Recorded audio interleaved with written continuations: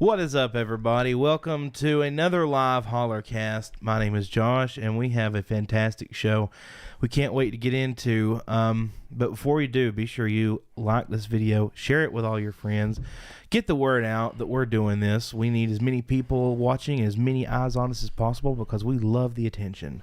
We love the attention. Also, we have some merchandise that you can check out too.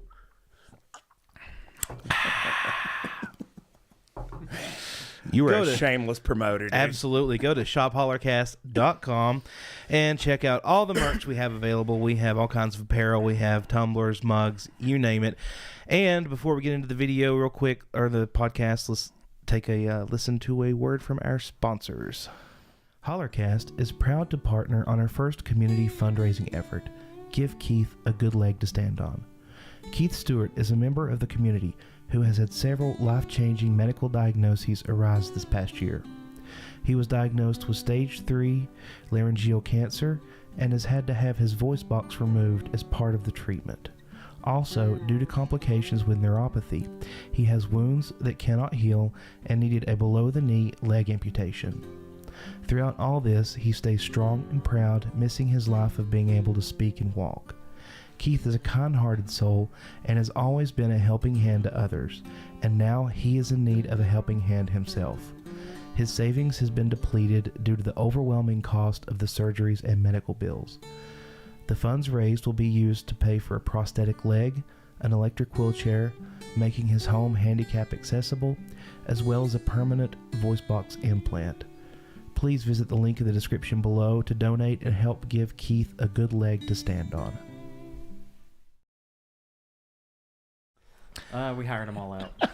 Gotcha. Oh, Lord. Is it on me? Yeah. Okay. Well, we are stoked to have our guest today. But before we do, I want to cover a few things that have come up after our last live show on Tuesday. So, and I wanted to clarify because I get questions about this all the time. So, the idea here is that we typically do a live broadcast on Tuesday at 8 o'clock. And then we do a pre-recorded episode that premieres live on Thursday. Yes. Perhaps the best thing, I think we try to do it for algorithm purposes by premiering the Thursday episodes live. I don't know if that will continue in the future. Me and you're going to have to talk about that. But okay. So just wanted to clarify how the format goes here. So I know some people have been confused, and that also led to some confusion over the chat in the comments section. So during the live broadcast episodes, you have an opportunity to chat live with us underneath it, which most people have kind of figured that out by now. If you want to, once that episode is done, it will be posted to YouTube, and if you want to see the live chat as it was when we were recording live, you have to click the live chat icon underneath the video. That being said, some browsers do not support the live chat feature at all. Correct. If you are using Edge, I know it's specifically one. I'm not sure about the other one. I think Safari and Chrome are should be good. They probably are pretty good, but Edge specifically does not support that live chat feature, so just know that. If you're on a phone, you should be able to see it, but it can get easily minimized underneath. So if for some reason you're not seeing live chat during a live premiere, then you need to click that icon underneath and it will take you back to that. So, and I know, and you also have the opportunity to comment about the live video after it's posted separately. Yes. To my knowledge, you do not have to be a subscriber to do that. Although we would love for you to subscribe. We would. If you just don't like us for whatever reason and want to peer in and do what we're doing and want to comment on our stuff, that's fine too. Sure. All the comments help, no problem. Yeah. But you should be able to see that, no problem. And that would be separate from the live chat itself. Yes. So just wanted to kind of clarify that. If anybody has confusion about that, and I know YouTube can be a little confusing at times, just reach out to me or Josh on Facebook, or hit us up on the HollerCast page, and we'll be more than happy to kind of show you how it works. So, all right, moving right along. You want to introduce? Absolutely. Yes. So we have with us a PhD physicist, Andrew Zeidell. Andrew, welcome, man. Local, homegrown. Yeah. Yeah. Pull that mic up to you. You're gonna have to eat that thing. Yeah, them things you gotta swallow them. How about that? That's great. Good, right. dude. Yeah. Well, thanks for having me. Man. Super happy to be back home and be chatting with you guys and hanging out. Absolutely, man. I'm glad we caught you while we were in town too. Yeah. Although not for the reasons we probably want, but yeah. Well, tell us a little bit about what you do. Yeah, so I'm currently working at the American Institute of Physics. A lot of the work I do is working with undergraduate students, physics and astronomy students in particular. So they kind of have physics clubs, and what we do is we support their club activities and make sure that they have enough money to go to conferences or go travel when that way they don't have to come up with the money themselves. Right. That's It's almost like a physics degree is expensive. Oh, yeah. Right. A little bit. So walk us through. This is something that we've talked about before on the podcast, but just your in particular experience. Can you kind of walk us, because it's not every day that somebody from here gets a physics degree. So what led you there? What was the path that you got there, and how did you get interested in it? Yeah, so I started out as an electrician working for my dad, so I did my apprenticeship with him and got my journeyman hours. But before I could get my electrical license, we had the recession, right? The recession kind of stalled us, and I had never really paid too much attention in high school, so I'd failed algebra, barely passed Algebra 1, so I was not academically prepared to pursue a physics degree. So what I ended up doing was going to Mayland Community College. I was taking night classes. It was around the time when Henry Don and a lot of the places had closed down. So they were doing like trade classes. So I was doing that to get my electrical license, and they made me take algebra. Yeah. And I actually had a good time. Nice. Isn't it wild when you have somebody who can actually teach you? It is incredible how much of a difference that makes. Yeah. Yes. So one thing I really noticed about Mayland, different from high school, was that the teachers at Mayland really cared about my individual success. Yeah. And maybe it's because I wasn't a teenager anymore that I noticed it. You know, Yeah. maybe being a teenager, I didn't recognize when my math teacher was trying to help. But Sure. the Larry Shook at Mayland, awesome math teacher. Yeah. I There's a love couple Mr. of Shook. man. It's amazing to me sometimes too the level of people that you have. You know, and I know when I was just, I think about this my senior year in high school, I took a class and it was, and I don't remember the gentleman's name. It was so long ago, but he was actually a retired, he was some high up at NOAA, the National Oceanic really? Atmospheric Association. Okay, Yeah, he taught nice. geology up there. He had retired kind of this area and just sort of wanted to keep his hands like in the thing. So you never know what you're going to run into, you know, but he was brilliant. I mean, it made me fall in love with that particular subject matter, you know? Yeah, it's that's crazy. pretty wild. Yeah. Yeah. And that's my girlfriend works at NOAA. So Does she? Ah, that's cool, man. That's cool. yeah. But yeah, it's amazing what happens when you have good teachers. It really is. They can really inspire you. Yeah. Yeah, and so I did really good in that algebra class. I actually made an A for the first time in a math class since Awesome. like 5th grade. And ended up taking some daytime classes and just met a really passionate teacher. He taught the electronics and physics classes, and he was just really inspiring because he was so passionate about it. And so that's what, like, after that class, I knew that I needed to go down this path. It took me a while. I went and got my electronics degree, worked in Burnsville for a few years with the thought in my mind that I wanted to continue my education, and saved up some money. Wasn't enough, but I went up to App State and I went to like it's like a fair where they have new majors come in and like talk to the teachers. And I said, I want to do research and development. And they're like, you're going to need a PhD. And I was like, all right, I guess that's everything good. Wow. That's crazy, man. So how did it lead? So you go to App State. How did you get into the physics part of it specifically? Yeah, so I had to take those electronics classes, and I had some required physics courses because by this time I had decided to pursue an electronics degree at Mayland. And so the same teacher taught electronics and physics, and he was really excited about physics. And I just it was math problems, but with stories behind it. And that's something I never had in my elementary and high school math classes. It was just numbers on a page. It was boring. But now here I'm getting these problems that have a story, and it was really, it helped me do it, and it was really interesting, and I thought that I could understand the world around me. Yeah. Well, because you're actually solving a real problem. Yes. That's huge. That's huge. I've never thought about that distinguishing factor between just numbers on a paper and actually solving a real problem. That's crazy. You hear that a lot, though. How many times in your life have you heard, "Well, I don't understand why we're putting the alphabet into this math problem," and it's none of this means anything. What does it mean? What's the real life application of it? It seems to me physics probably is heavy in that, you know. Yeah, and that's what made it interesting, right? Yeah. There's no question of why am I doing this or when am I ever going to use it. I'm going to use it when I'm, trying to figure out how much weight I can pull with my truck before this thing snaps. Right. And calculate it and actually, Right. order a part that might do it or something. But that's really specific. Not everybody's going to do that. But Gotcha. you can see where it would be useful. And I think that was the big difference. Right. Practical, real world applications of things. That's cool. That's really cool. So from App State to Wake Forest. Yep. Let's go, dude.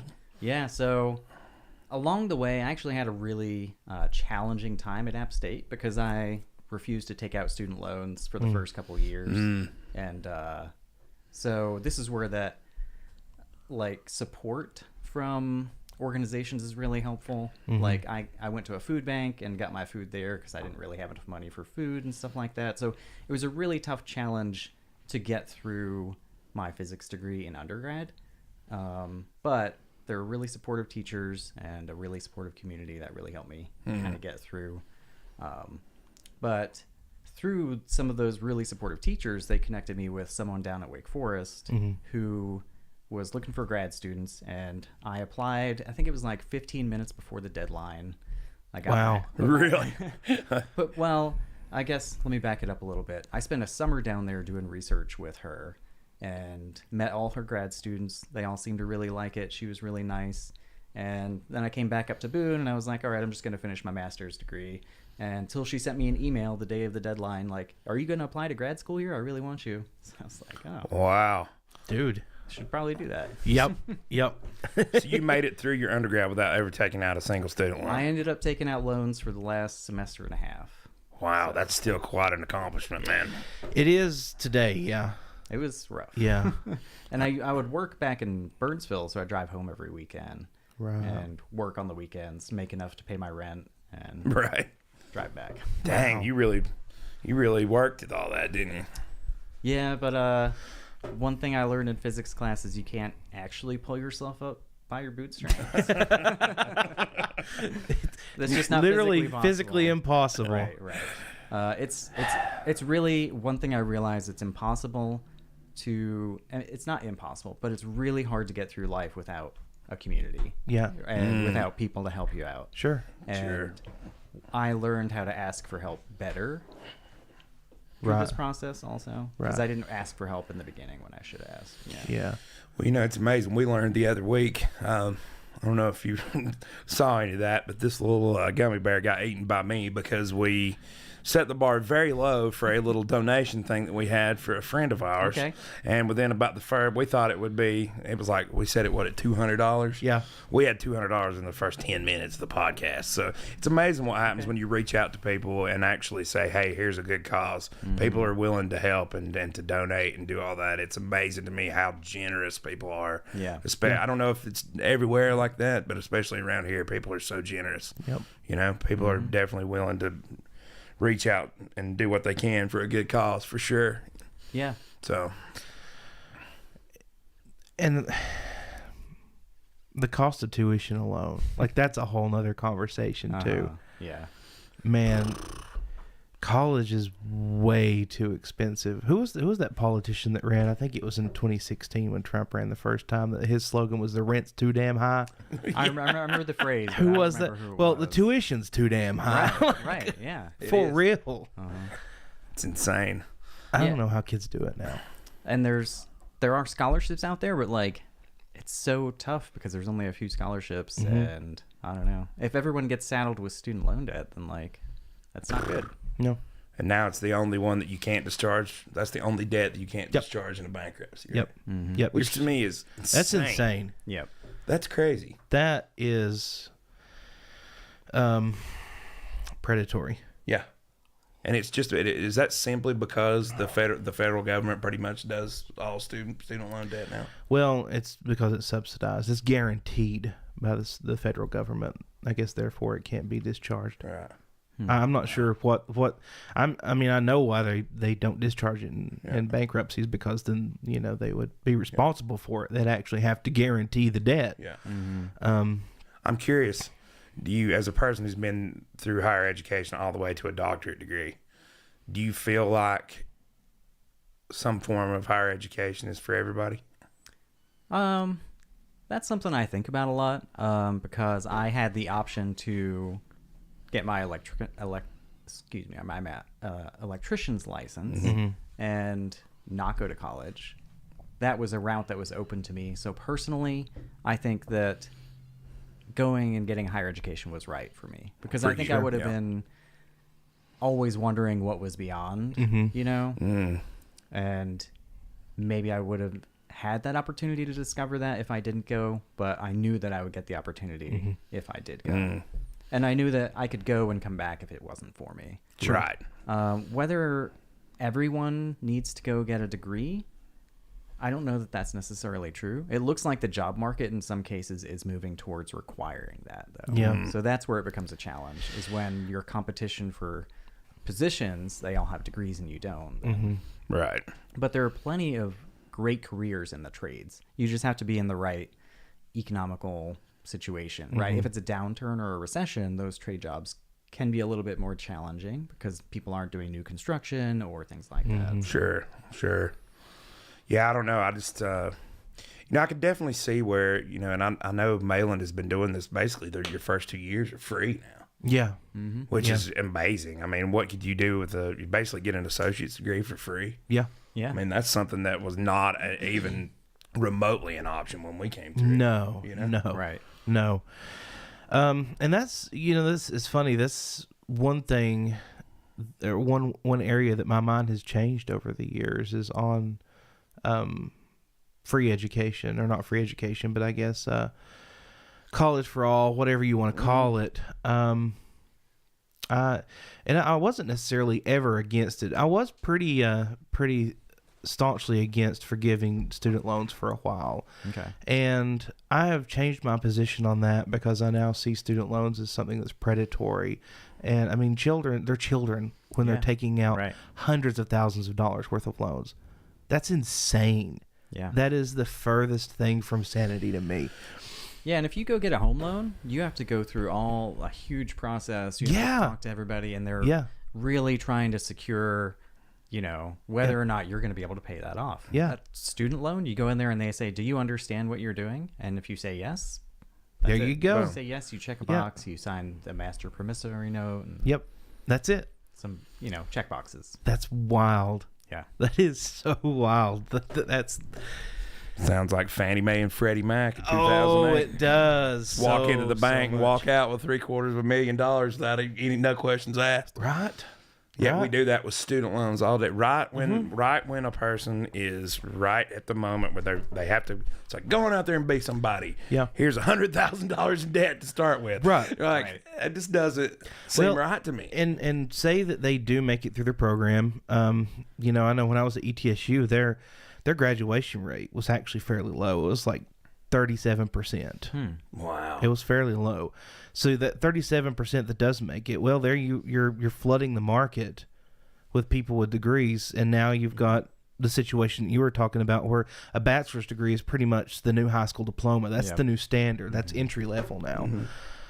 And I've never understood why associate's degree type careers are not more popular than they are, and I know they are, but even I think specifically like the nursing industry and stuff.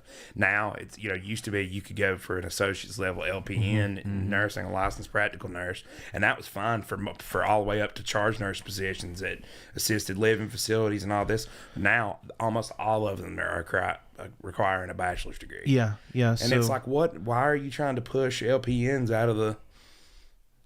Well, that's a great question, and like even your associate level they could still be RNs. They were still RNs at associate level. Yeah, yes, I think there was some way to accomplish that for a while, but I think you can get a bachelor's degree in nursing now in 2 years, but it used to be you couldn't do that. Really? Yeah. Because my sister, she graduated from Mainland with her RN, and then she's doing an RN to BSN bridge program, and that's what they're doing, but. I guess you're right. Yeah, I don't remember. They're phasing out the associate's degree programs altogether, though. Yeah, they're phasing them all out. Oh wow. Most of them are anyway. And for what? What about somebody that already has that? What do you do with that? That's a good question. I mean, I guess you go get a bachelor's degree. Yeah, or I mean, if you're older and that's not quite an option, I guess continuing education credits, things like that. But there's got to be some way. Yeah. I know that I knew an individual who was a very well qualified LPN. They'd been doing it for a long time. Had you get all your just by practical work, you get your phlebotomy and all that other stuff. And I know they they resisted going for a bachelor BSN simply because they were putting themselves in so much broader of a... Their scope of practice is much higher. But everybody wants those, and you're putting yourself in a pool of candidates that's so much larger, whereas what little LPN positions are still available, she almost felt like she was better off in that than she was in, in the BSN. It's just crazy how all that works, man. I don't know. This is not a popular opinion by any stretch of the imagination. I've gotten a lot of heat for this, but my question is, why don't police officers have to have a bachelor's degree? And I got tons of hate for that a while back, but I think they should. I seriously think they should. Anybody that has that kind of power over somebody's life, whether you're a nurse or a police officer or a firefighter, you need to be as highly trained as you possibly can be. Of course. Yeah, I agree with you on that. I think what you would run into, a lot of times, stuff like that is just, people just care about the community, you know, and want to jump in and do things. But I agree with what you're saying. I don't know that a bachelor's necessarily would be the answer, but I do believe we should take a seriously close look at how much training police officers are required to have. I think a bachelor's degree with a concentration on civil rights. I see where you're going with this. Yeah, I see where you're constitutional going with rights would be a great thing. And I'm not anti-cop by any stretch of the imagination. We need them. That's Right. we need and love our police officers, just like we need and love our nurses. But I want them to be the most competent, trained, and good at their job as they possibly can be. Yeah.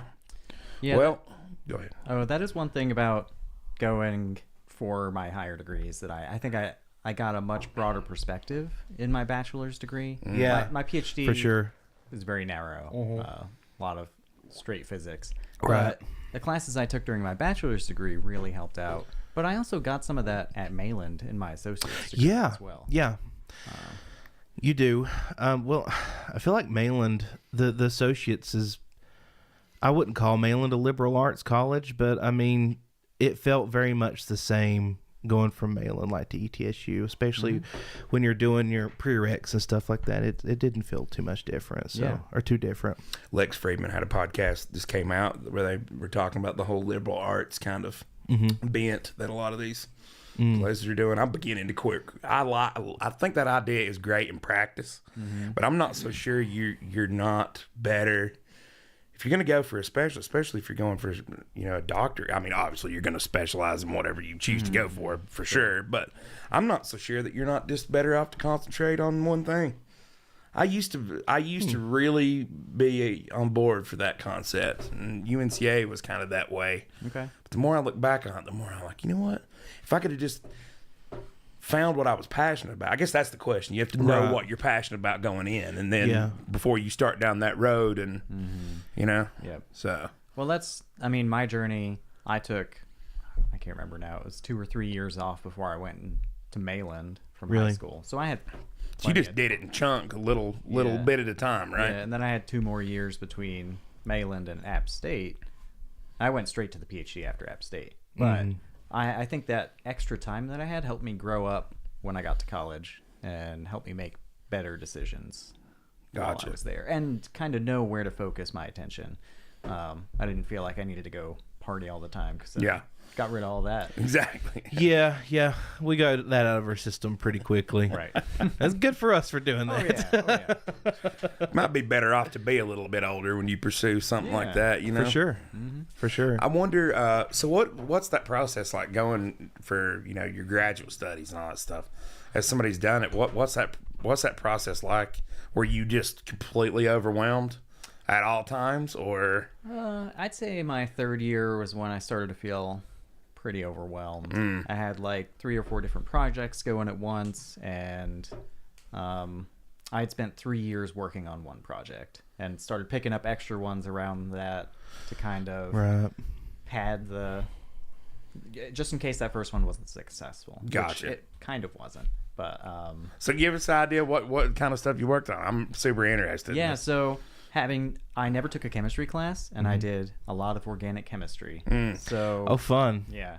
Yeah, I had to take that twice. Okay. Yeah, I took organic. Yeah. You had to take it twice? Yeah, I made a C the much. first time. Yeah, I loved it so much. Yeah. I made a terrible grade the first time. Well, it's all organic, Yeah, it did not come organically to me. Right. Well, I never took the class, so I guess I cheated kind of, by jumping into a lab that did it, but I didn't have to learn it, I did learn what I needed to do my experiments. Right. But so yeah, the process is, though, when you go to grad school, at least in physics at Wake Forest, you spend the first 2 years taking classes. And on top of that, if you get a research assistantship, you do research on days you're not taking class. And my first semester, I had a teaching assistantship. So I taught 60 students, and they're all undergrads, and I did the lab classes for them. So I had 60 lab reports, a huge stack every week to grade. They said I was the hardest grader. There you go. But they Attaboy. at the end of the semester, they all said that, like, when I ran into them in the hall, they were like, I really appreciate what you made us do in those lab reports. And I got that from App State, honestly. Yeah. Right. So yeah, a lot of classes. And at the end of your first year, you take qualifying exams. And these are basically exams that you take. And if you fail, you don't get to finish a PhD. Really? Yeah. It's no pressure, right? Wow. Yeah. So it's like midterms or something? They're at the end of your first year, and they're supposed to test your like physics knowledge. Like, can you? And it was 4 exams, and they're 4 hours each on 4 different days. And one of them was like classical physics, so like balls rolling down hills and stuff. And then another one was electricity and magnetism. Another one was thermodynamics, and the other one's quantum. The easiest one was quantum. Yeah. Really? Because there's only so many questions that have ever been solved. Right. So they're going to ask some variation of those. Right. Gotcha. But one of the questions we had was, and this was for the thermo test, is what causes the lake to flip? You know, like when a lake flips over and in the wintertime. Okay. Yeah. And that was the question. What causes the lake to flip? That's it. One sentence. That's it. Yeah. And you had to like fill up pages full of equations. I skipped that one. So. Wow. Wow. But you can make a 60 on each of these tests, and then you can pass.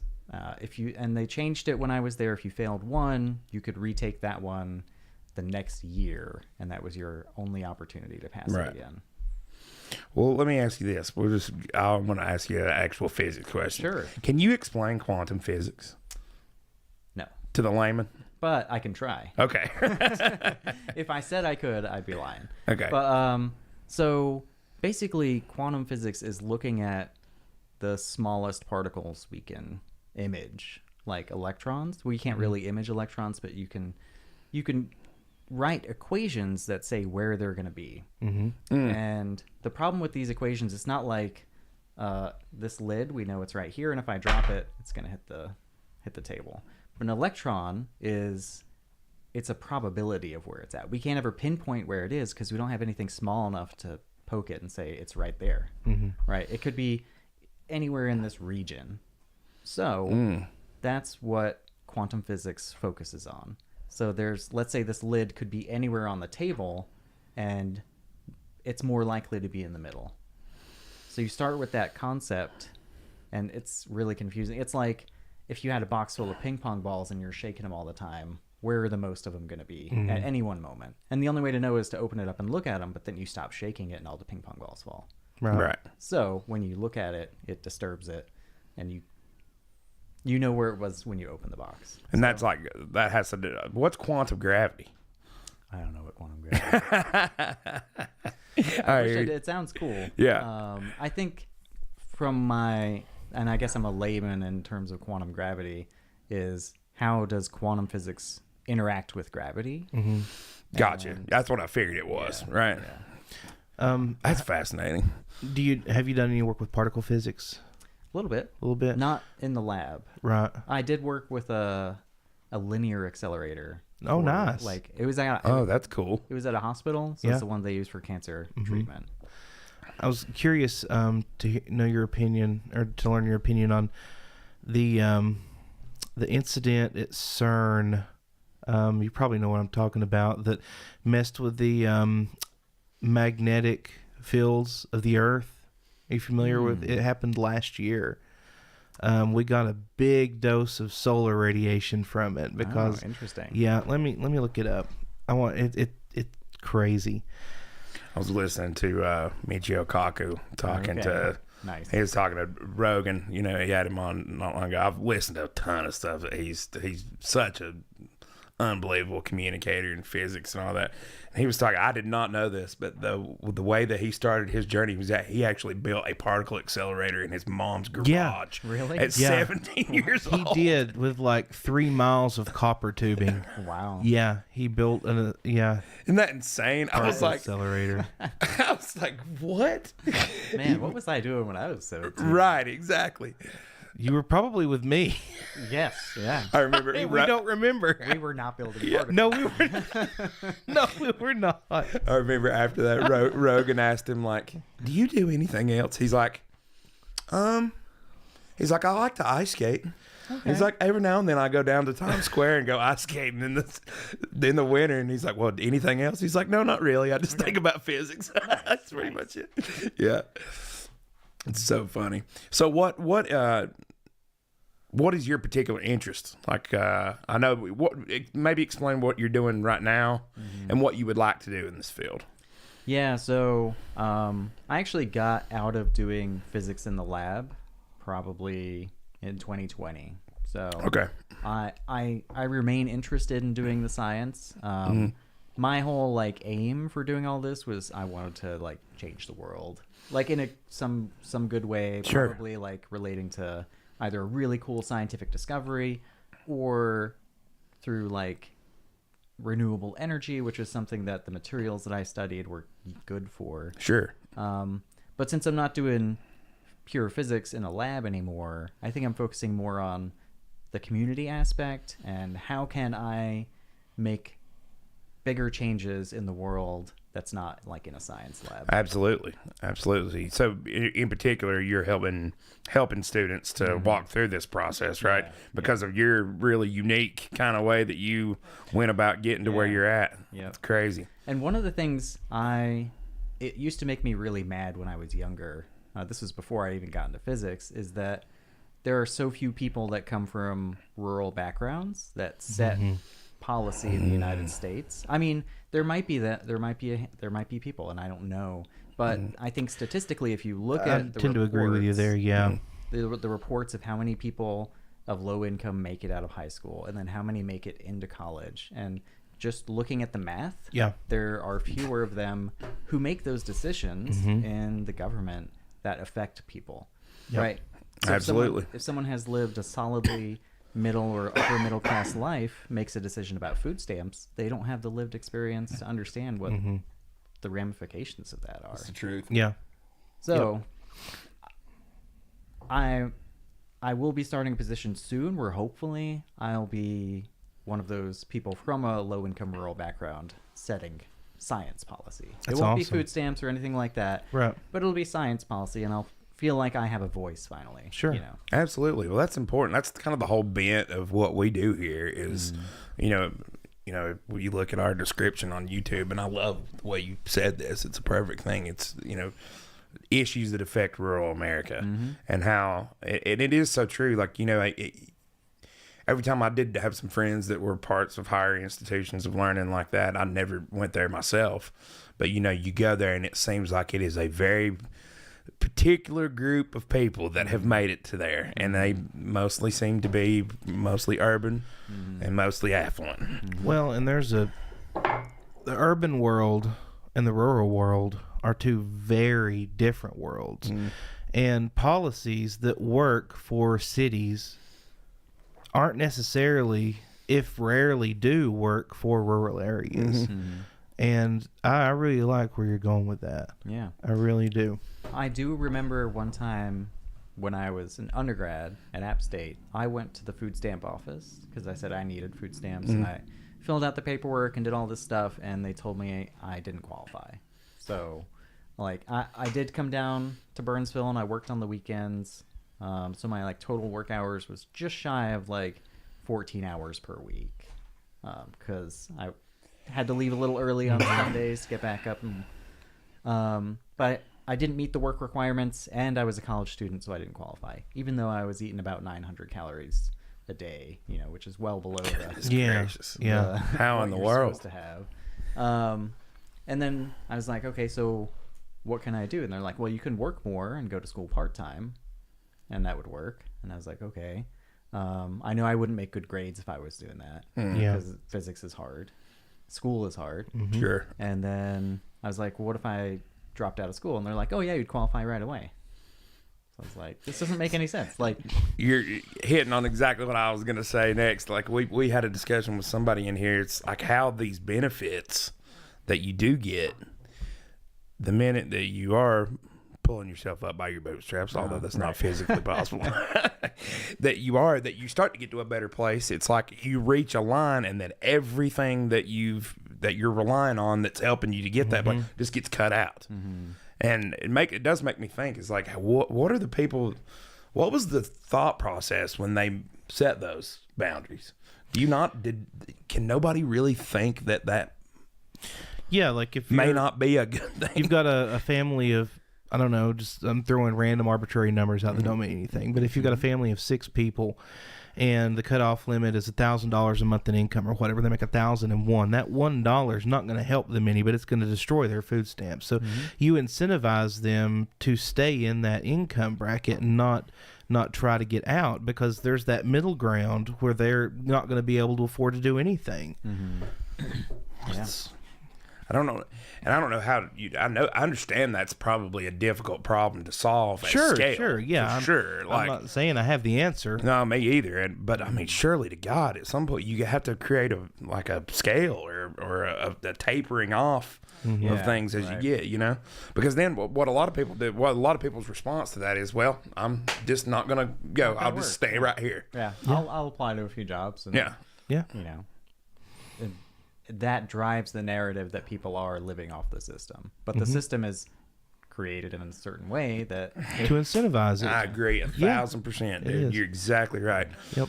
You know, it really probably does drive that narrative a lot. So people's living off the system. Well, they're incentivized to live off the system. That's the problem. The system itself incentivizes it. Yeah. No. And I've actually heard from people that were more middle class when they were going through school, they actually lacked a lot of support. Like the really well-off students have support from their families.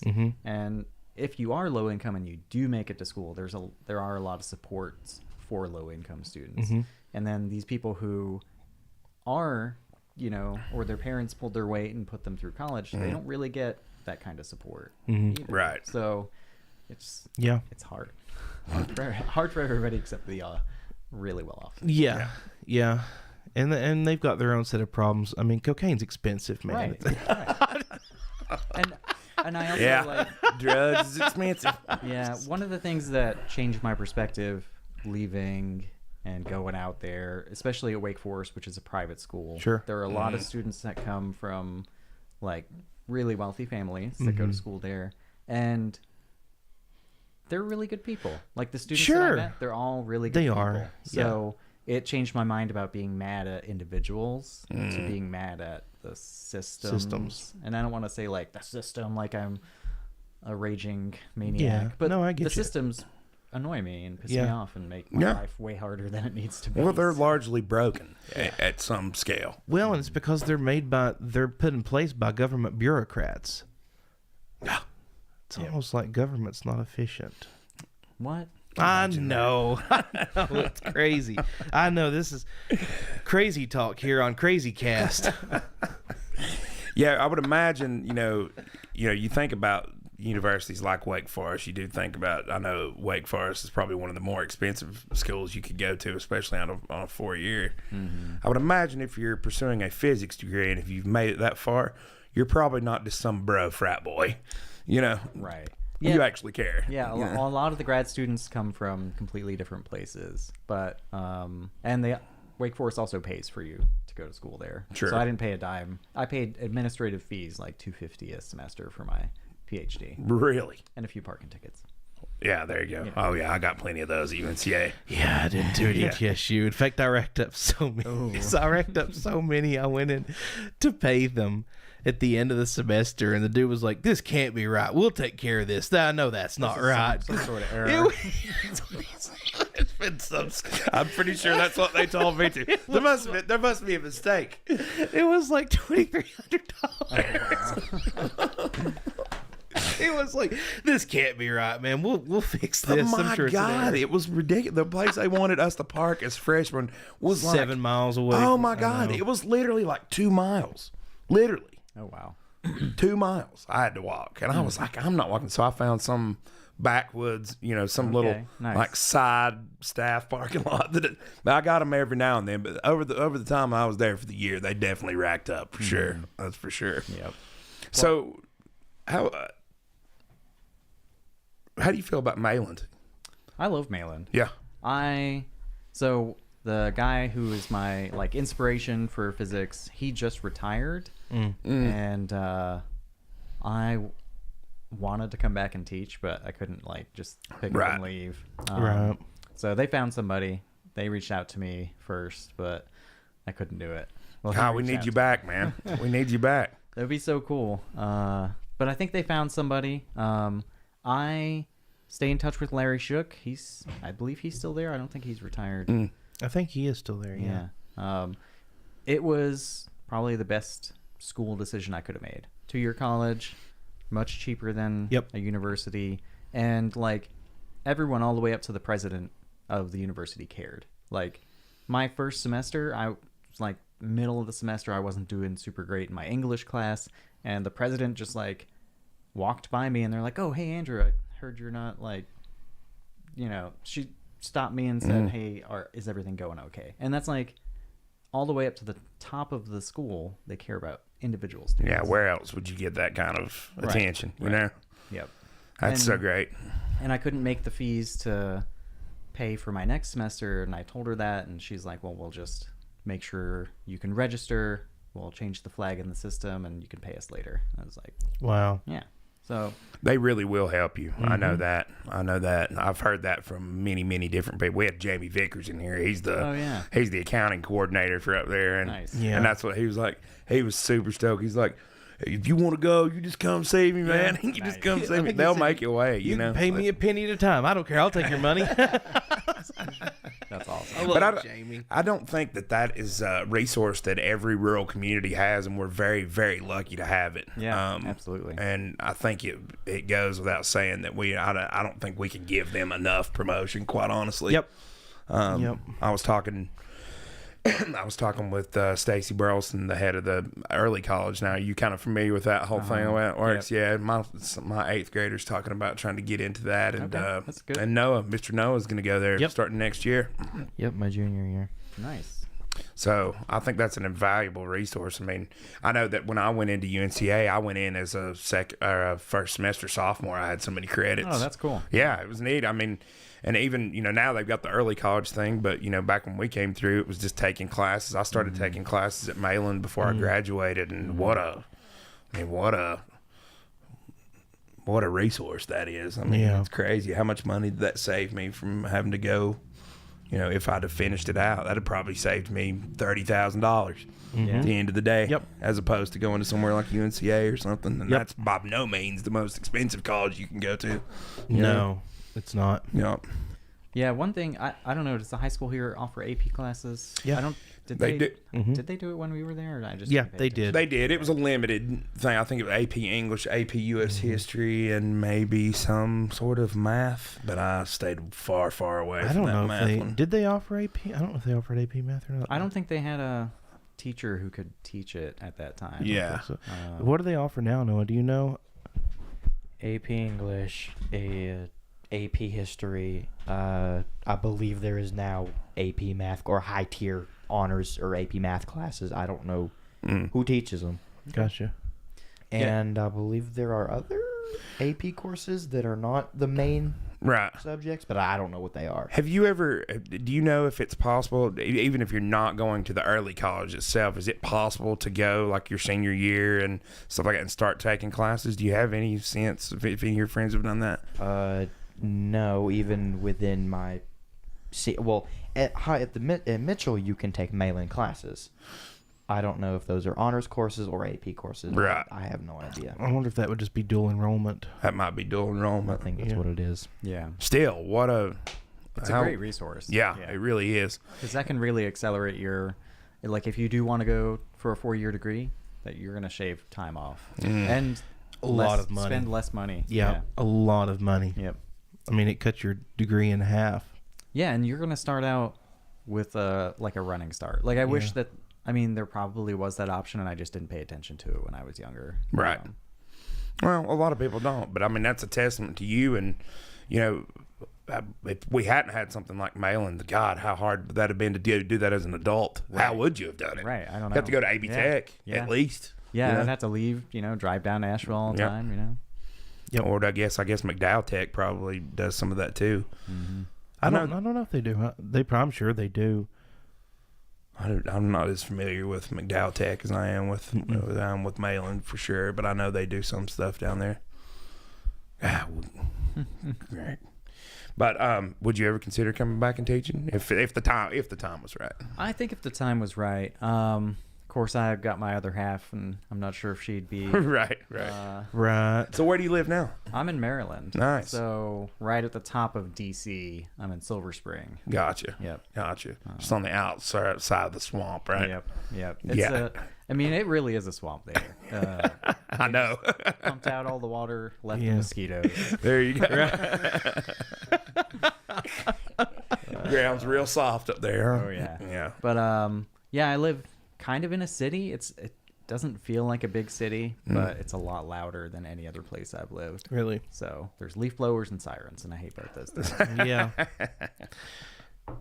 Goodness Wow. gracious. 24/7, right? Oh yeah. It's like a leaf blower. Mm-hmm. They, there's YouTube videos of leaf blower sounds. Really? Like for 10 hours. Oh my god. Yeah, and weed eater sounds. Why in the world would you need that? I don't I think that go could to- be go used to as like a sleep, dude. torture device. People use it to just put on a leaf blower to go to sleep. That's how you know you're a true psychopath. I think what they should start doing to like prisoners to start playing leaf blower noises constantly. right. They did. I saw where somebody got sentenced to listen to Barry Manilow for like, Really? like 8 hours a day for like 3 weeks or something like that. I can't remember what that whole story was about. Did you find the thing about CERN? No, I didn't. Yeah, here's 3 hours of leaf blower sounds. Jeez. What? No, I watched a YouTube video about it the other day, and it wasn't like super widely reported on the news, but they fired up the collider, and when they did an experiment, and they didn't release what the experiment was, they didn't say what it was, but when they did the experiment, it destabilized Earth's magnetic field, and we got a huge dose of solar radiation. It knocked out a bunch of power grids and done a whole bunch of weird stuff, and they were just kind of like, Oops. What was the concern at the beginning that they turned it on and it creates a giant black hole and we all get sucked into it? well, I've heard black holes. I've heard a portal to hell. Yeah. Yeah, I've heard that one. Yeah. Let's see what else. Maybe an alternate. Maybe an alternate universe. Yeah, some sort of portal to Yeah. like the movie Mist or something. Yeah. yeah, exactly. What if like around 2014 they legit did send us into an alternate reality in some kind of alternate universe? I would That would- not be surprised. That would at explain all. so much. Yeah, it tracks. Yes. That would explain so much. Off on the B-roll. B-roll universe. Yeah. But as far as making black holes, I mean, technically anything could be a black hole if we compressed it enough. If you compress this Right. drink lid down to a small enough radius, Mm-hmm. it'll have the ability to trap a photon, and then it's a black hole. And that's what Space dark and time. matter is, right? Is that we only know black holes are there because light doesn't interact with it, Right, right? It right. just gets sucked into it, basically. Yeah, it'll actually also get curved around it. Mm-hmm. So did you see the movie Interstellar? Yes. I only watched it once back when it first came out, but yeah. Well, so the simulation they did of that black hole, actually they published a paper on it because the simulation was so good. So Really? that is probably what a black hole really looks like. They hired physicists to help them Wow. create that Really? scene. Yeah. Wow, that's crazy. Yeah. So once light gets past with the event horizon, which is just the point where the gravity is strong enough that you have to have the speed of light to escape it. Mm-hmm. Like on Earth, you have to hit a certain velocity to escape, and I can't remember how many. Maybe it's 87,000 miles an hour. I don't know. I used to know the equation. I don't have any papers, so I'm not going to do it. Really bad at mental math, by the way. So, yeah, if you compressed the moon down to a small enough sphere, it would trap light and essentially be a black hole because it would have really strong gravity. But it would still weigh as much as the moon. Right. So you could have a black hole orbiting us and it not suck everything in. Sure. I'll ask you this: Really? Are all black holes dangerous? I'd say the moon-sized one is probably not. Yeah. Unless you like, if it's gonna be really small, so you couldn't Right. land on it. It might get stuck to you, and then you'd be really heavy. So yes, all black holes are dangerous. I changed my mind. Yeah, I mean, even if something that small landed on you that weighed as much as the moon, oh my God. Yeah, you'd be dead. Yeah, you'd absolutely be dead. That's crazy to think about. Wow. What about, I know that they, out beyond Pluto, which sadly is not a planet anymore. I've still. So the reason they theorize that Pluto is not a planet is that they have observed it being interacted with by something bigger out there, right? In other words, the gravity of something bigger or more dense or whatever is affecting its gravitational or its orbit, right? Yeah. Is that right? Yeah, it's got a weird eccentric orbit, so it looks like it's interacting with something when we assume. I mean, Right. It looks like, which also means it is. Right. Possibly, you know. And so that's the reason they theorize that out somewhere beyond the Kuiper Belt, there's some sort of object that we've not discovered yet. Yeah, and I think that's still under debate because we haven't been able to see it. Right. It might be so far off that it doesn't emit any heat, because that's one way you can look for stuff in the infrared if it's glowing. And it's really hard to shine light out there and get it to reflect because it's just so far away. Right. Yeah. Is that something that the James Webb will help us with? Possibly. I think the James Webb is pointed the wrong direction, though. Really? It's looking like way out into space. I don't know if it's in the same plane. I have to look that up.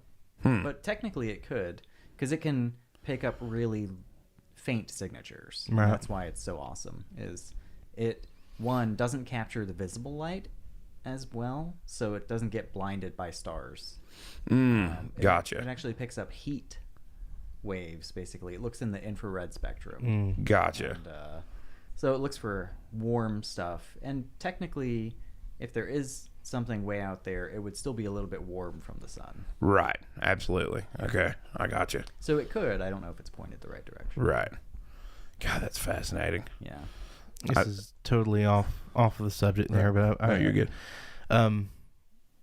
The phone cameras. Did you see what I posted on Facebook the other day about the Samsungs? Oh, yeah. It's like a fake AI. Yeah. Yeah. Samsung uses an AI to fill in the missing resolution of its moon pictures. Really? That's why the Samsung moon pictures are so good, and they all are identical. They're all the exact same. Yeah. I was wondering how people were doing that, because I'm like, I have a Pixel. It's not good at taking moon Bro. pictures. Yeah. Come on, dude. I mean, Pixel all the way. I've got an iPhone, and talk all the shit you want to about Apple. Like, they still are really good phones with amazing cameras. Yeah. Oh, and they take awful pictures of the moon because Right, it's any... blurry spot. Yes, yeah. Samsung uses a AI software to fill in the missing pixels on their moon pictures, so they're It was all cool fake. until we realized we were getting duped. Yeah, Right. yeah. Screw that. I know. Shame on you, Samsung. Right.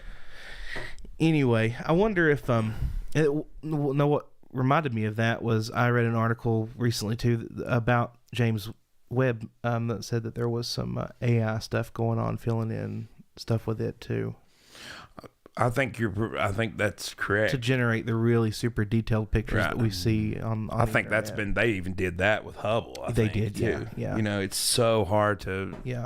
get a clear resolution image that far away for sure. Are aliens real? What What do you think? Are we alone in the universe or are we not? we can't be alone. Absolutely not. There's no way. Whether or not they're in Spruce Pine on June 10th. Right. Go to the Alien Festival, everyone. Here's the only reason I think that I think it's as possible that we are alone that it is that the universe is teeming with life. I think yes, space is infinite, but time is also infinite.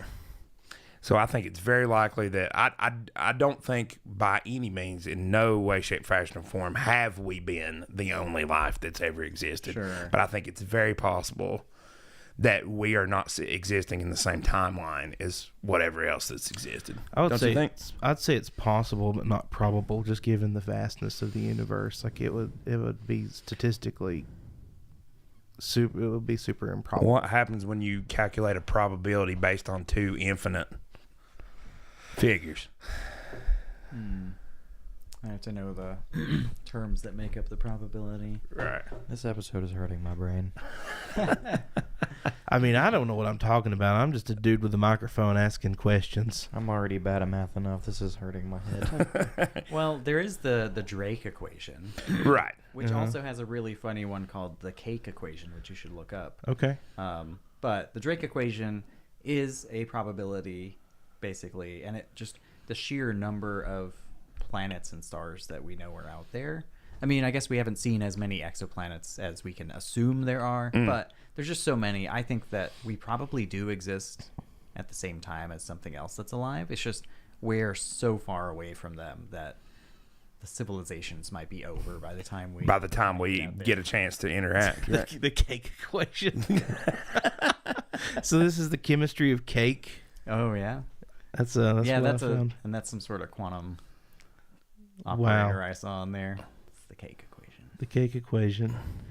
In the dark. What about do you think we'll interact with something like that in our lifetime? Or do you think we've already interacted in some way, shape, fashion, or form? I don't know. I think that if we are going to interact with it in our lifetime, it's probably going to be simple life. Like we might find something on Titan or Enceladus. Microbial life. One of those moons out there. Just because, unless they have like a warp drive and they just come and stop by, if they're on their way here, we might be long gone before they do. Right. I hope they do though, because that would be so cool. Yeah. To know that there's something else out there. According to Bob Lazar, they do have a warp drive, and he reverse engineered it. Yeah? Are you familiar with Bob Lazar? No. You need to check him out. Okay. So he claims to have worked at first Los Alamos Space Lab. He was a engineer. Yeah, he was an engineer at Los Alamos Labs. Then he went to work at Area 51 to reverse engineer anti-gravity aircraft. Sweet. There's, I don't know, man. Check it out. He's check it pretty pretty cool, because a lot of people say he's full of crap and he's making it all up. He did in fact work at Los Alamos. Okay. But they snuffed him from everything there, except there's like old phone books with his name in it. Oh, okay. Yeah. So maybe he's a troublemaker. Yeah. That's the one thing that makes me kind of believe it, because they've actually found proof that he worked there. Yeah. But when you go back and check, like they went back and tried to check the official records, and they'd scrubbed him off. Huh. And he like walked through Area 51 and Los Alamos both, and like no problem. Everyone's like, "Hey, how you doing, man?" Yeah. Okay. Huh. And he took some of his friends out to Area 51 to show them stuff. Nice. And that's when he went public after that, because he thought they were gonna kill him. Right. Yeah. And he's not benefited like anything financially from coming out. And in fact, it's made his life exponentially harder. Right. He gets raided on a regular basis by the feds. So it's pretty interesting. He's got an interesting story. You need to check him out. Yeah, I'll check it out. It's so. Go ahead. I would love to build an anti-gravity drive. I think that would be the key to so many problems. Like, Well, dude, Yeah. we already started a podcast. He's got a good garage. I've got a place we can do stuff. Yeah, man. So if you want to partner up on something, move back here. You teach at Malin. Sure, Yeah, We'll dude. start building a particle accelerator out All back. right. Yeah, and then get that anti-gravity going. Yeah. You know, there's one thing I wonder, though. If aliens and stuff are to come here, I feel like we're just kind of trying to blow them 6 ways to Sunday. Yeah. Very possible. Eliminate them immediately. I don't know. I feel like they would try to do that to us, because if they have that capability, then I mean, think of what we do to anthills. We would be like the equivalent of an anthill to them.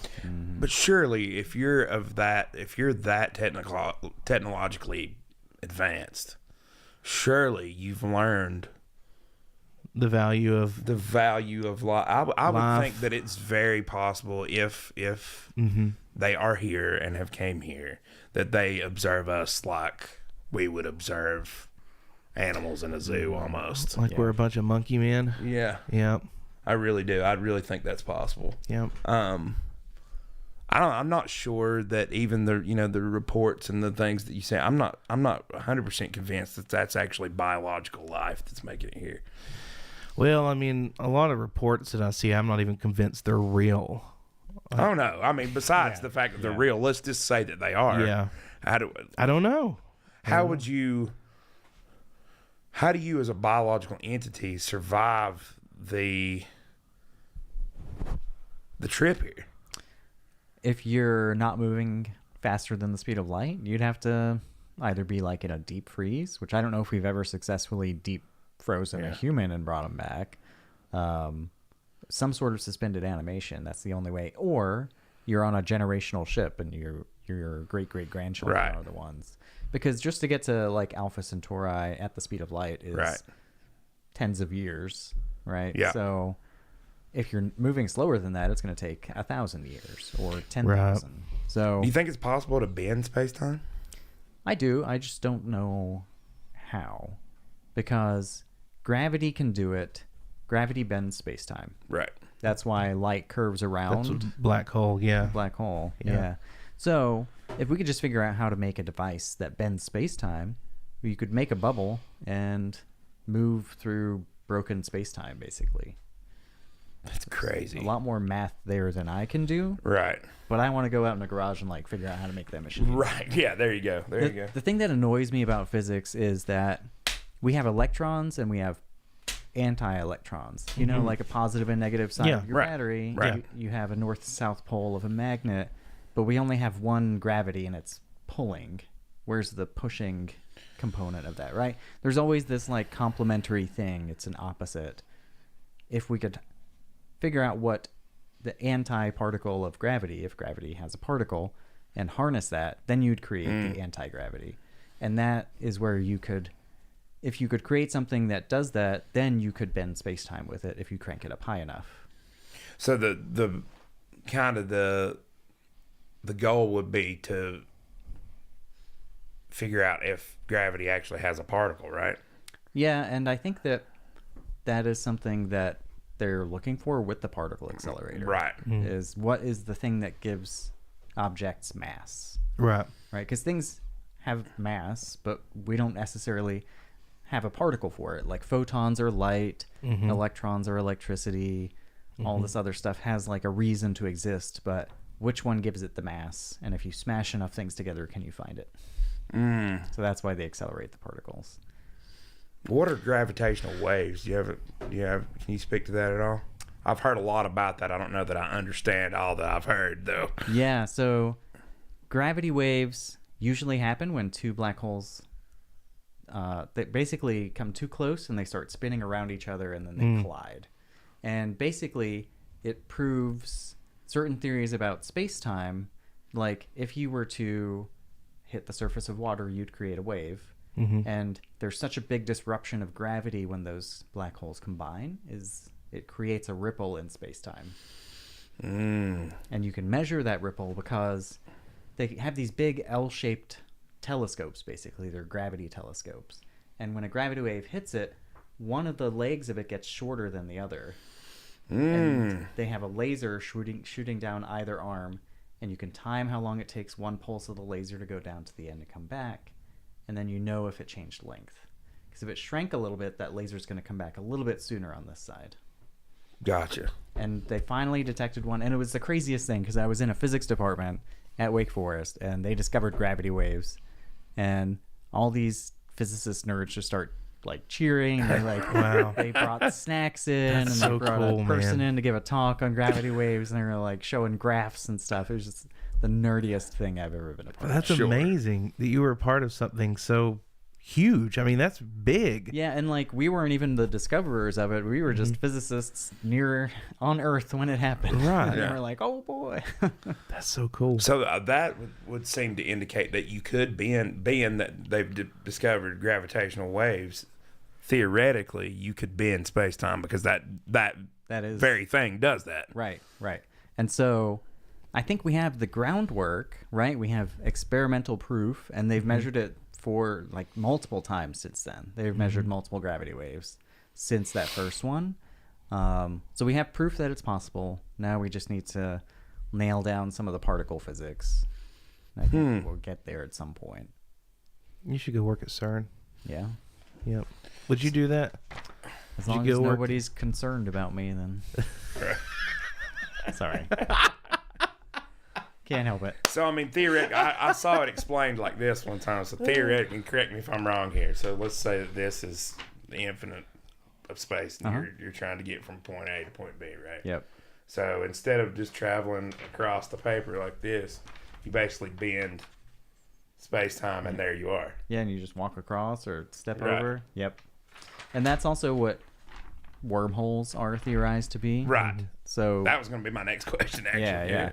So a wormhole is like space is still flat, but when you get in that wormhole, you're in a part of space that's bent over and touching another part. So, that essentially is what a wormhole is. Yep. Gotcha. God, it's fascinating. Yeah. That makes way more sense than like a tube that you fly through. Yeah, it's That it'd makes- just be this like Yeah, you look through it and you can see space on the other side, but it's different constellations. that's cool. Be super cool. Yeah. I mean, you know what I've been noticing about a lot of these, are you familiar with those UFO videos like the gimbal and all that, the go fast video and all that? Yeah. Yeah. The gimbal one, they said that's one thing Bob Lazar said. That this same guy that we're talking about, he said even in his origin story back when he first came out. Yep. He said that when he was taking his friends out there to show them, and when he was observing these things flying around, supposedly, theoretically, that they did not fly. You got your typical UFO disc, right? They're not flying like this with the disc facing forward. They actually flip onto their thing and go belly forward. That's one thing he said. And if you look at that gimbal video and all that stuff, that thing, it actually on the video, it rotates to that very position and keeps going like that. That's crazy to me. It's erratic. They go like from 100 feet above the surface of the earth to like a mile in the atmosphere in like half a second or a millisecond, like crazy. And then they're just all over the place. They don't follow the laws of physics. Well, also, imagine you're in a spacecraft that flew from a different solar system in a different galaxy. You usually go really, really fast. Yeah. And you're not hanging around these tiny little specks of dust called planets. That's true. So your like default slowest speed is probably pretty quick. So Yep. probably, it kind of makes sense. True. Right? Like these things are designed to go really fast. It's like they don't have a low enough gear to move slowly through the atmosphere. So I find that stuff fascinating. Do you think it's possible that there's either our government or another government has developed a technology? I don't know. How would they conceal something like that, I guess? I think the only way I can think of it is if it's not developed enough to be useful. Once it's useful, it's going to be out there. Oh yeah, Right. yeah, That's in what I some would think, form or too. fashion. Yeah. And then Because somebody's going to want to profit off of it. Right. Here's a question. What would happen to a human if they went the speed of light? it depends. Whether that be in like a vehicle meant for that, or just going the speed of light suddenly. Yeah, so let's say I'm in a spaceship and I go to Pluto at the speed of light. I would age. I should survive. Presumably the spaceship's safe. right. I would age much slower than everybody back home. So in a way, it's like time travel. In a way, yeah, because your experienced time and the time that you age is much lower, Right. and everybody else ages more. So when you return to the Earth, it would be hundreds of years in the future for everybody else except you. Depending on how far you go. I think if Yeah. you're going to Pluto, you'd probably be a couple hours. Really? Yeah, because it's a short distance. But Right. you go to like Alpha Centauri or 33 light years away or whatever, then everyone's going to be probably like 60 years older. That's crazy. So you can travel forward in time, but not backwards. Correct. Theoretically, if you can Theoretically. travel at the speed of light. Yeah. But that's only because of we're aging, though, right? Yes. That's only because we simply Yeah. just age. That's Yeah. what we do. Yeah. And then like this is where Einstein hated quantum physics. Yeah. For a while, he tried everything he could to disprove it. They had this big conference in Denmark, and every morning he had a list of questions to try and disprove quantum physics because he couldn't reconcile it with his relativity. So I think that's where quantum gravity comes back into it, is melding those two systems. Like, you can have quantum and you can have relativity, but what about quantum things moving at the speed of light? Like, Sure. there's no good equations that tell you about that. So, And that's what they call the unification theory, whatever that does to unify quantum gravity and general relativity. yep. And so once we have that, if we were able to come up with the grand unification theory, then we'd be able to work out problems, but it wouldn't necessarily. It might give some people insight, and they could start building those devices, Right. and figure out how the stuff works. Yeah, because that was one thing Michio Kaku was talking about, is how, we're talking all about AI and all this stuff now, but quantum computing is coming, and it's coming quickly. Oh, yeah. And it will change everything. Yep. Everything. I thought it was fascinating listening to him to talk about that, because we compute things in ones and zeros now, but we're talking about computing things on a whole other level, to the point where we can solve complex problems because we can literally feed a computer that problem, and it can work out almost every possible outcome Oh yeah. within just like that, which is wild to me. That is wild. Well, let's do an experiment. Okay. I've got this Okay. chat bot on Snapchat, just the stupid Snapchat AI bot. Okay. Let's see how smart it is. What it can figure out. Give us what's a good problem we could ask it to solve. How much older is everybody on Earth if you travel at light speed to Pluto? We'll see if it knows relativity. It's easy stuff, Easy stuff. Kid physics. Start out slow. How much older is everyone on Earth? How much older would everyone on Earth be if I traveled to Pluto at the speed of light? Let's see what it says. I'm not sure, but it would be a really long time. What? No. Come on, Snapchat. Ask ChatGPT. I don't have Chat GPT. You don't? No, I don't. I'll ask ChatGPT. You got it. I find this stuff, all the AI stuff, is fascinating. Yeah. I mean, it's cool. Oh, I don't have signal. Oh, the Wi-Fi. Here, I may be able to do it on my phone. Yeah, this house is not conducive to cell phone signal. Let's see. Where are you, ChatGPT? I am glad that did not exist when students were submitting lab reports. Oh my God, yeah, dude. How I would just make them write the lab report while we're in class on paper. Yeah. Yep. Yeah, remember when we were in school, you're not going to have a calculator everywhere you go in your pocket all the time. Now we have the entire world's universe's information in our pocket at all. Every piece of information in the entire universe is in our pockets at all times. Yeah, not only a calculator, we have encyclopedias, Yeah. we have music Yeah. and art. That's wild. And I think all these people who are worried about losing their jobs because of AI, I mean, mathematicians were worried about losing their jobs when calculators came out. Sure. So Sure. you just use it's a tool. It's not a solution. Right. And, I mean, artists are worried about losing their jobs. Like, People are still going to appreciate exactly. a hand-drawn For real. thing. For real. They are. I'm getting there.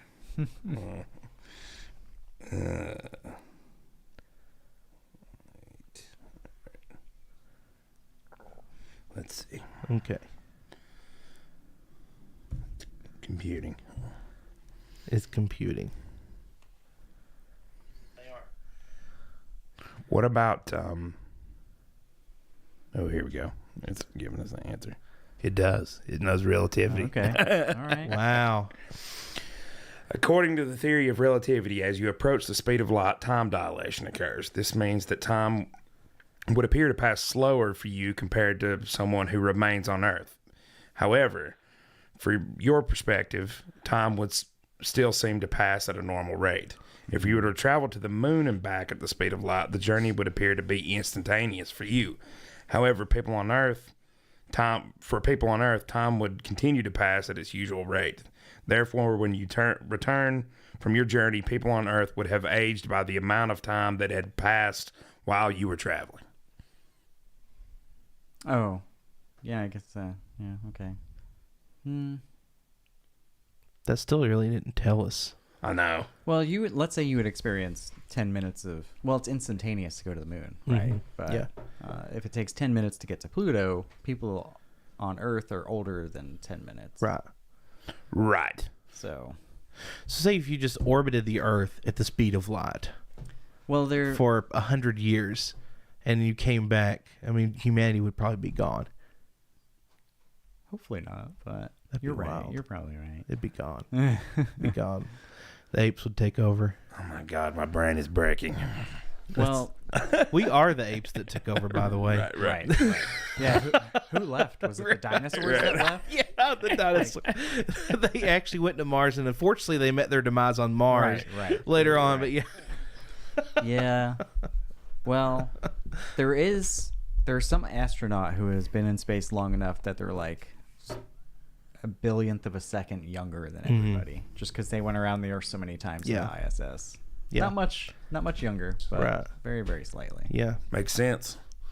What do you think? What do you think about how exciting is it for SpaceX and all this other stuff that's going on? Does that get you going? I think it's pretty cool. I think Elon Musk can be annoying sometimes, in my opinion. But Sure. the stuff that he's doing, I can appreciate because Of course. he's got lots of money, and if he figures out a way for big spaceships to get out there and land on things like the moon, that would be awesome. Right. Land on Mars. If he could start up a colony, it's probably not going to be a very safe colony, but it's a start, right? Like, It is. Yeah. Everybody can sit around and say like, "Oh, it's too dangerous to do," and nobody will ever do it. Right. Sometimes a Maverick is good. Well, so is driving a car for the very first time or flying a plane for the first time. I mean, that's... Yeah. And what Elon wants to do is he wants to have a colony that is completely self-sustainable. Like, what if the ships stop coming to Mars? And that's how you need to be. Yeah, right? it has to be sustainable, self-sustainable. You know, he's talked a lot about like terraforming the planet. Yeah. Do you think that's possible? I think it would take longer than we'd hope. Right. But there are ways you could do it. It would just take a lot of infrastructure we don't currently have. Maybe slamming icy comets into the surface. I think that would be the best route. Bombarding the planet with comets from the asteroid belt, or, you know, because then you get water and you get heat. Yep. And Wouldn't eventually, do you think, and I don't know if I'm maybe speaking out of my ass here, but I have been on that. It's fine. so I think his contention is that eventually the sun will expand, Earth will become uninhabitable at a certain point. Does that mean Mars will become inhabitable because it will be in that kind of Goldilocks zone, or is it already in the Goldilocks zone? I'm not sure if it is or not. I know that it doesn't have enough moisture on it right now. Right. So It's a dry planet. yeah. So we definitely need more water there, but it would be nice if it were warmer because it can get really cold on the surface. Right.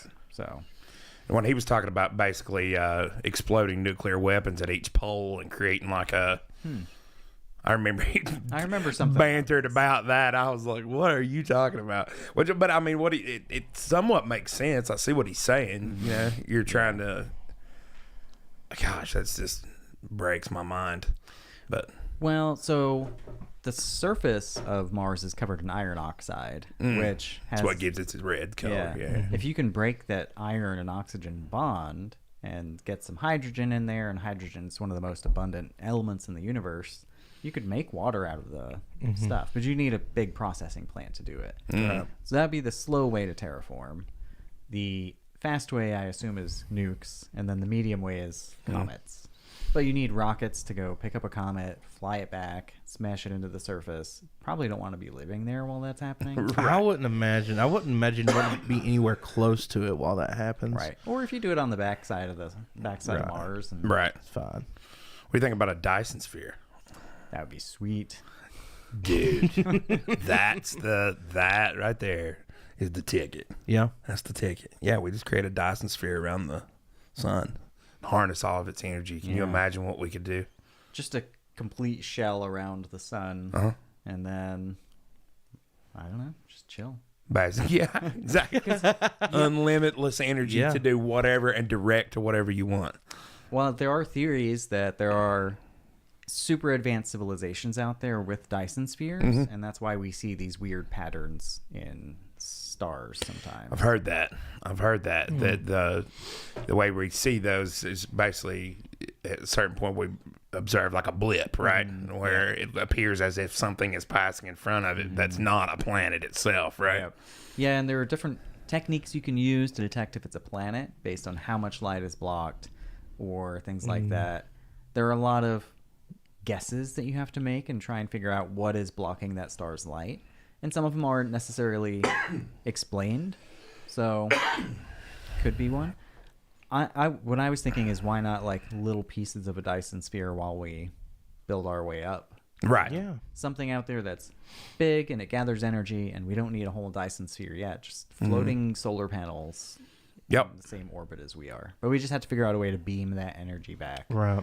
Because energy in space is useless without a power cord, and you can't drop one through the atmosphere; it'll burn up. So Yeah.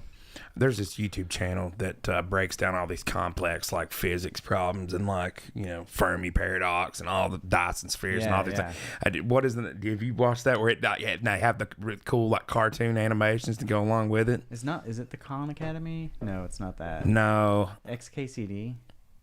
it might be. Maybe He does the that's it. what if problems all the time. Yeah. It's like stick figures. No, this one is like that. Somebody animates it and does an incredible job with it. Yeah. I mean, it's an incredible animation, but it breaks down these very complex problems.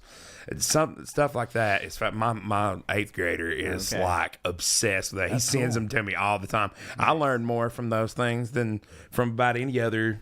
Yeah. You can sit around and watch a physics lecture and learn. You can learn more from one of those 20-minute videos than you can from a giant.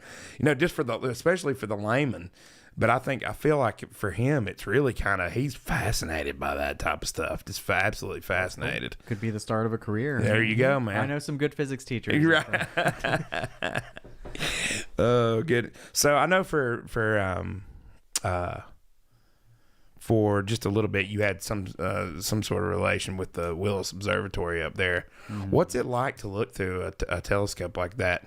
My understanding is what he has is very similar to what Malin has at their observatory, right? Yeah. What's it like? Can you speak to what makes this such a good place for observations through telescopes like that? I think one, like for both Malin and for Willis Observatory, is the lack of light pollution. So I believe the Malin one is a certified dark sky observatory. Yeah. And that means that you have so little light pollution that you can see really far. Because when there are lights on the ground, they reflect off the air. Even if the air is mostly clear, it still blocks out some of those fainter stars. So over at Willis and at the Malin Observatory, you can see really deep into space. And that's valuable to astronomers because there aren't many places left on Earth where there's not a lot of light pollution. And, we can go out there, we can go see the Milky Way. I know. on a good That's night. not something that you get everywhere. And I didn't know that when I moved away, and I'm like, where's all the stars? No, that's crazy. Yep. I was in Hot Springs a couple years back, and Hot Springs is way out there. And you get out there in the middle of the night. It's pretty incredible. It's even almost more so than here. Yeah, because you're in town at least. I live in town. I'm Right. sure if you Well, down like Bear Creek Road where I'm at, you got lights from the quarry that's up there. Yeah. So those, I know that down at Willis, you can kind of see those reflecting. I think his location is good for certain parts of the sky because it's kind of low in the valley. You miss part of the other right. bits of the sky. But looking through a telescope and seeing something like the rings of Saturn was just really crazy. And I didn't see that until I was in my 20s. First thing I want to do, rings of Saturn. Yep. I've said that. I've tried to get scheduled up there at the Malin one to go, and that was exactly what I told my kids. I was like, first thing I want to look at, rings of Saturn. Yeah. That's pretty sweet. Yeah, and my sister has a telescope. I think it's probably like a 13-inch. It's not super huge, but it's bigger than your like one you'd get at Walmart or something. And we took it out in the front yard, and we saw Jupiter and the 4 big moons. Really? And it was just so crazy because, like, it's up there and it's really bright, but Right. then you look through a telescope, you can see all those colors on Jupiter and, like, 4 things floating around. It's like, whoa. It's People insane, back isn't in the day when they saw this must have flipped. Yeah. Yeah, can you imagine? Like, oh, wow, there's stuff out there. You know, Galileo and all those guys probably had all the they did have all these weird explanations for why it was up there, but They were working on the assumption that we were the center of the universe. Though, Yep. Right? yep. So yeah, for a while I was doing like educational videos over at Willis. Well, I was living in Virginia at the time, just about an hour south of where I live now. Yep. So that was most of my thing there was I'd make educational videos and send them on, and he would post them on the website. And we had a lot of plans to make like series of videos, and I was hoping that the observatory would like officially open, and then I'd just give him like a whole bunch of videos and he could play them whenever he wanted to. Right. Yeah. I don't think we ever, I mean, because of COVID, it was really hard to get to that Sure. point. So Sure. I haven't really done much at all with it for the past year and a half. So Yeah. I'm just super interested to go and do that kind of thing. I think it's crazy, and how lucky are we that we get to see that? Because I mean, if you grew up in a big city, you've never yeah. like when you take. I've had people I've taken out here. We had some people come from. I lived in Australia for a short period of time Okay, after I nice. graduated. I had some friends of mine that come over. I've lived in Sydney, so Okay, of course they yeah. grew up in a big city or whatnot. We had some of them come over one time, and getting them out in the country Nice. was quite crazy because they had never really, of course you can go into the bush in Australia for sure. You know, you can definitely do that. Nothing like being out here though. You know, Yeah. it's pretty wild. I know one thing that was really cool. Went to the land use development meeting for the town of Spruce Pine the other day. Yeah, I saw something about that on. Yes, one of the big pushes they were talking about